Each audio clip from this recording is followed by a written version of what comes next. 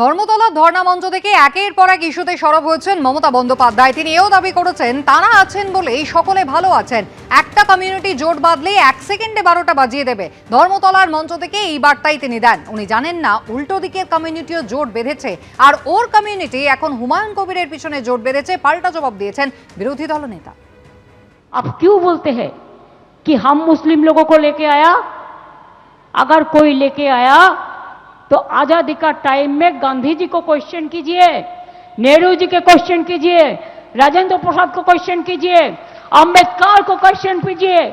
आप तो तब जन्म ही नहीं लिया था।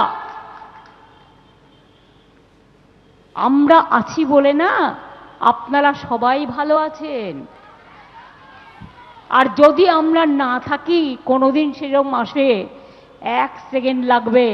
একটা কমিউনিটি যখন জোট বাঁধে না, ঘিরে ফেললে 1 সেকেন্ডে দেবে একদম 12টা বাজিয়ে। যদি নিজেদের 13টা বাজাতে না চান, বিজেপির অপপ্রচারে কেউ ভুল বুঝবেন না। উনি মনে হয় জানেন না উল্টো দিকে থাকা কমিউনিটিটাও জোট বেঁধে ফেলেছে। আমি যে ওনাকে হারিয়েছি নন্দীগ্রামে, উনি যে কমিউনিটিটাকে ইঙ্গিত করছেন তো খুলেই বলি মুসলিমদের কথা বলছেন। সেই মুসলিম কমিউনিটি এখন হুমায়ুন কবিরের পিছনে জোট বেঁধেছে বাবরি মসজিদের জন্য, মুসলমান মুখ্যমন্ত্রী করার জন্য।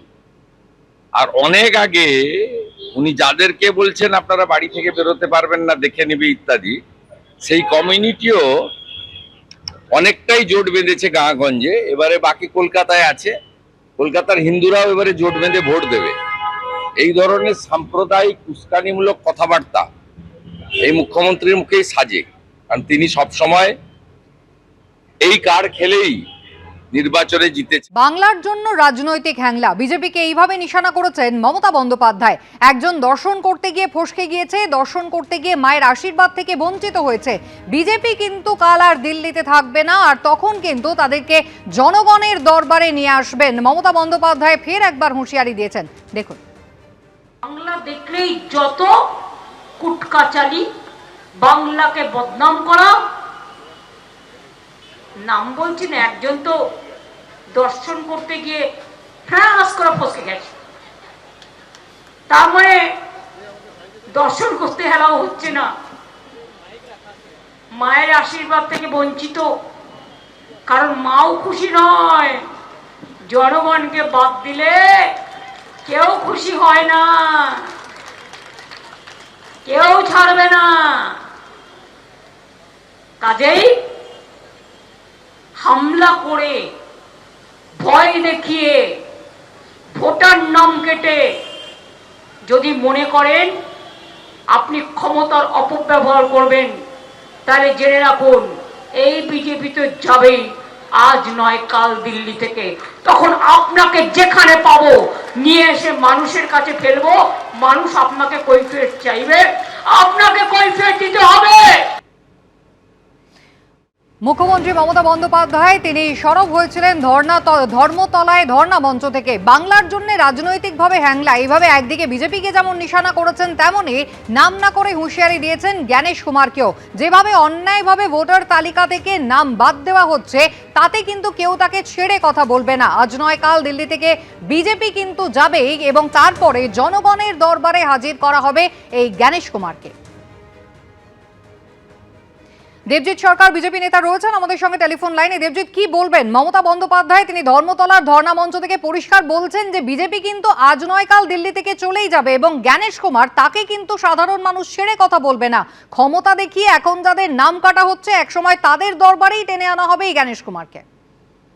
তার আগে মমতা ব্যানার্জি বলেছেন আমরা আছি বলেই না আপনারা সবাই ভালো আছেন, আর যদি আমরা না থাকি কোনোদিন সেরম আসে 1 সেকেন্ড লাগবে।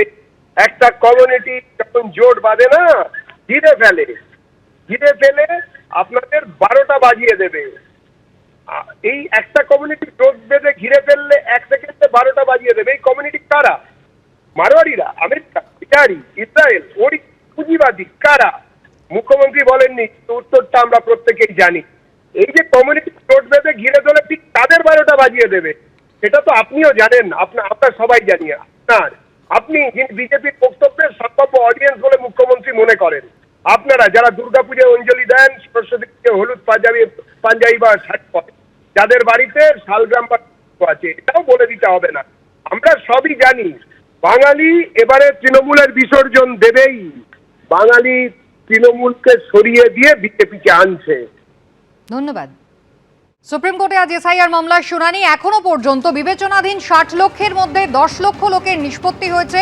নিষ্পত্তি প্রক্রিয়ায় যোগ দিয়েছেন আরো 200 জন জুডিশিয়াল অফিসার। সুপ্রিম কোর্টে জানিয়েছেন হাইকোর্টের প্রধান বিচারপতি। আর অন্যদিকে লোকসভা স্পিকার ওম বিড়লার বিরুদ্ধে অনাস্থা প্রস্তাব পেশ হলো সংসদে।